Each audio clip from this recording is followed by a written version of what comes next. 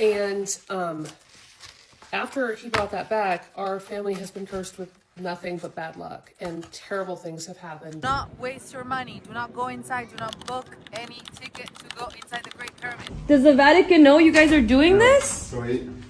Does the Vatican know? Or do I need to tell them? Because I'm going there next. Yeah, what's happening? Why are you so upset? What's going on? You know, my life was so much better when I did not have TikTok.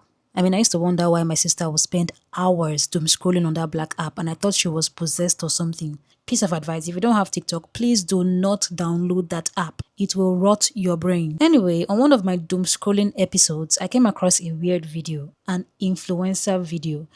You're joking. Not another one? And it took me down a rabbit hole of influencers desecrating and disrespecting holy places for likes and views, and some of them being totally unapologetic about it, from expecting the Great Pyramids of Egypt to be modified to their taste, to declaring themselves to be Jesus and God in justification of their delusional behavior. I mean, I even came across the video of a woman whose son died shortly after he broke off a piece of one of the Egyptian pyramids and took it all the way back home to the US. I have a piece of the Great Pyramid that was taken. It is illegal to have, and it also, I think, is cursed. And so we are sending it back today. It's taken me, it's like one of those things, it's not hard, but it has taken me so long to like pack this thing and get it out of my house. And so I have some foam, I have bubble wrap, I have the envelope that it came in, and I have this box. Although it won't ship flat rate to Egypt, the guy at the post office told me that I could in fact use this box. So that's what I'm going to do. If you're new here, a year and a half ago, my oldest son went to Egypt and brought home what he said was a piece of the pyramid. Said he broke it off and brought it home. And immediately I was like, you have to send that thing back. That it needs to go back from where it came. Like it does not belong with us. And after he brought that back, our family has been cursed with nothing but bad luck, and terrible things have happened. And eventually he actually passed away in March. And I'm not making light of him passing. I'm processing that off of TikTok. It's what it is. So, but we've had deaths, we've had cancer, we've had hospitals have happened. And every time something bad happened, I was like, we have to get that piece of the pyramid gone. And he always laughed and told me I was crazy. And when he passed, I had to get this pyramid and get it out of our family and get it back to where it came from. I'm going to very gently put the piece of the pyramid,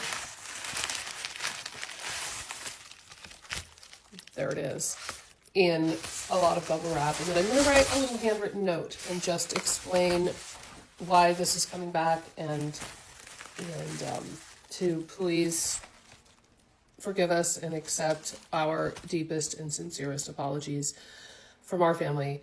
I have been trying to figure out, like, how do I get the curse off of my family? Is it just returning this thing? I don't know. We will see. Now, the video that triggered this deep dive was a recent travel vlog posted by a travel influencer who went to Egypt to see the Great Pyramids. And imagine her shock when she found out that the pyramid was not aesthetically pleasing. What a freaking tourist trap. Money wasted. I just came out of the Great Pyramid. It's not worth the money. This was one of the things I was so looking forward to do in Egypt. In school in Italy, we study ancient Egypt, the pyramids and Giza, and I was always fascinated by it. But honestly, it felt like a scam. $35 for what? I just entered the Great Pyramid. You get stuck inside a steep staircase with no air, bent over your knees, hoping the people in front of you will move fast. It's incredibly crowded, narrowed, and so hot. I had to wait 20 minutes to go up just one stair. If there were at least some hieroglyphics to admire, maybe I would have suffered in silence. Oh my God. It's not worth it. It's not worth it. I'm telling you, this is only an empty room. Empty room? Yes. The line to get in was almost an hour. I wish someone had told me not to waste my money and my time. So I'm telling you now, save your money and your time. Do not waste your money. Do not go inside. Do not book any ticket to go inside the Great Pyramid. So this woman went to a king's graveyard because that's what pyramids are. They're basically where pharaohs were buried. But instead of appreciating the opportunity to see such a historical monument, she was worried that it didn't have beautiful hieroglyphics on the walls and the tombs were empty. What was she expecting? To see the dead pharaohs? Was she expecting elevators and not stairs in a structure that is thousands of years old? And of course she was called out for her out of touch and disrespectful behavior, but instead of apologizing, she doubled down with another post with different slides trying to defend what she did. And honestly, this post just made her look like such a hypocrite because she talks about how history has been reduced to photo ops and culture has become content when she's literally making money off of posting content about the pyramids and about her travels. She then goes ahead to claim that historical monuments are monetized in ways that damage the monument. Yet in her video, she's upset that she experienced a pyramid in its natural state, without elevators, hieroglyphics, or anything that was artificially added to make her experience more pleasing and more beautiful and more comfortable. I mean, how can you go to a holy place, a historical monument, and you can't afford it the reverence it deserves, but instead of keeping quiet and having your experience and then leaving, you call it a tourist trap? Right to jail, right away. The sense of entitlement and disrespect is just disgusting. And this reminds me of another woman who I believe is just crazy and intentionally rage baiting, and it's particularly because of her I decided to make this video. Now I won't call her an influencer per se, but I will call her a narcissistic rage baiter. This woman refers to herself as Jesus and God and takes a lot of joy in going into Catholic places of worship and being a complete nuisance. So this woman, who is called Higher Psyche on TikTok, went viral last year around August I think, and she went into St. Peter's Basilica in the Vatican in Italy, set up her phone, which at this angle I guess was placed on a tripod, and began to dance. Like right there in front of everybody that was trying to come into that place to worship or to take a look at the place.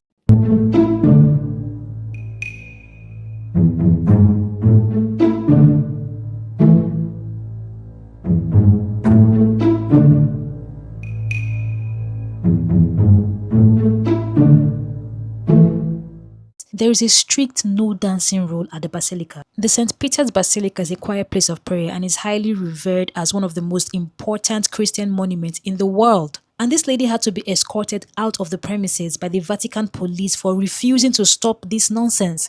And of course she was called out for it, and why I say this woman is crazy is because of how she was defending herself in the comments, claiming that she was sent by Jesus to expose the evils of the church. By dancing in the Basilica, it doesn't make any sense. And this is not the only time she's done this. In another video she posted, she went into a monastery, harassing a man who seems to be a young priest under the guise of seeking food and shelter. My home here. No. And Okay, I don't then think whose you home? are feeling- okay. Then whose home is it? I came back. So is the Vatican gonna allow this?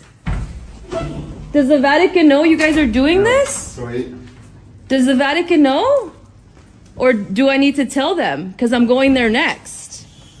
Yeah, what's happening? Why are you so upset? What's going on? Wow, everyone's so mad. What's happening here? I'm so confused. Jesus, is this what you died on the cross for? For them to treat us like this? Interesting. That's very interesting. Yeah. Yeah.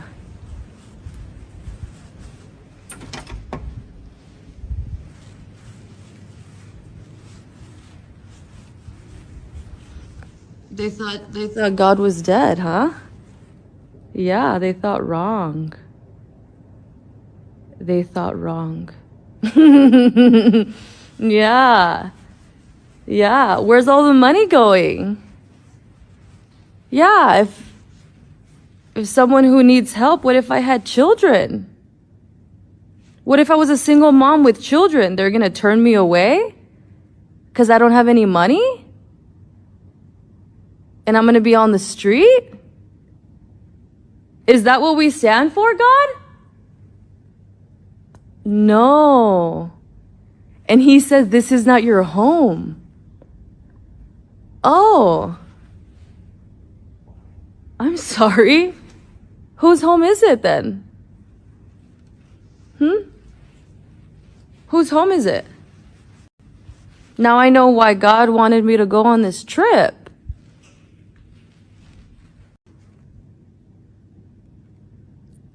Yeah. Interesting. Very, very interesting. Hypocrites, huh? Yeah, they're fake. They're fake Jesus people. Wow. It's like incredible. Yeah, this is incredible. I'm like, oh, okay. Fantastic. This is narcissistic behavior. This is so disgusting. It pisses me off so bad. You know, when Jesus was being tempted in the wilderness after his 40-day fast, the devil approached him, took him to the top of a temple and told him to jump down. Since he's the son of God, God will rescue him. You know what Jesus said to him? Jesus responded to the devil with scripture, telling him that it is not right to tempt God. This means it is wrong to fake needing help just because you believe God will come through for you or you expect God to come through for you. This lady did not need shelter, she did not need food, but she just chose to disrupt the peace at a monastery just because she could, and then flipping the script and playing the victim when her shenanigans was not accommodated. I truly, honestly believe that this woman has a mental problem. I mean, not only is she desecrating holy places, but she is currently bullying her ex and his new wife all over her TikTok page, like that is her new passion project. You know, I truly believe that when it comes to historical monuments, wonders of the world and holy places, having respect and decorum is the barest minimum.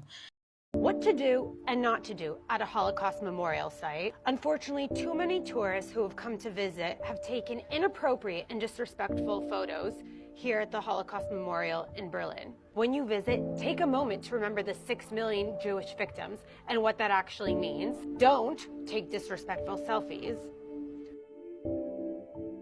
Learn about the Jews of Europe who were affected by this tragedy. Don't take yoga poses or photos of yourself jumping. Remember that this place represents a graveyard.